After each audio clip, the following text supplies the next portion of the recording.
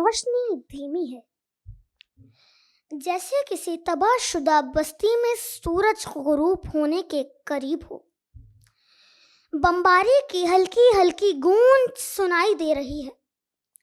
ملبے کے ڈھیر کے پاس ننھا عبداللہ اپنے والدین کو آوازیں دے رہا ہے، اماں، بابا کہاں ہو؟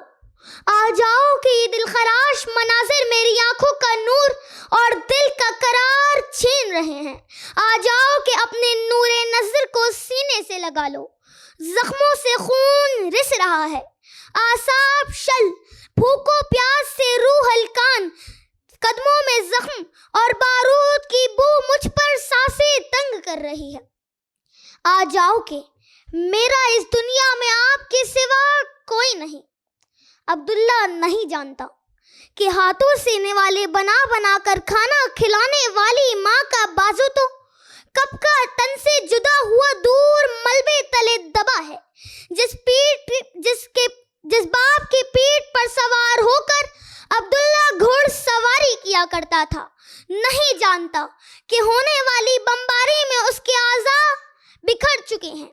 یہ فقط ایک عبداللہ کی کہانی نہیں، بلکہ فلسطین میں رہنے والے ہر شہری کی ہے، جس نے اپنے پیاروں اور گھر بار کو اپنے سامنے ختم ہوتے دیکھا کہ اب کہیں بھی نہیں سنوائی ہے میرے مولا، ساری دنیا ہی تماشائی ہے میرے مولا، ساری دنیا ہی تماشائی ہے میرے مولا۔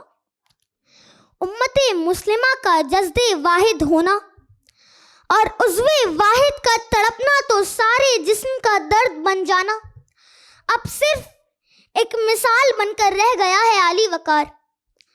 آج فلسطینی بھائیوں کے منتظر نگاہیں جھک جھک کر اٹھ رہی ہیں اور تھک تھک کر جھک رہی ہیں۔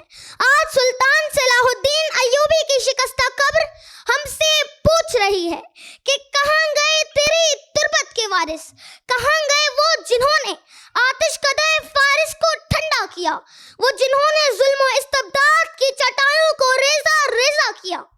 لیکن ہم اپنی آنکھوں پر بے حسی کی پٹی باندھے عید کی مبارکباد دینے میں مصروف ہیں۔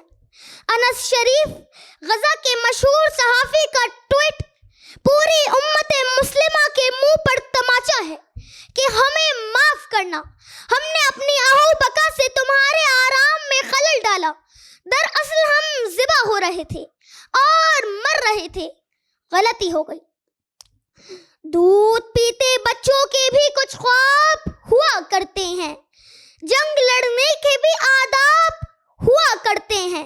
ہم نہیں کہتے کہ ہمیں کوئی پیغمبر دے دے جو فقط تیرے ہی آگے جھکے وہ سر دے دے۔ لشکر فیل جہالت پر اتر آیا ہے، اے خدا پھر سے ابابیلوں کو کنکر دے دے۔ شکریہ۔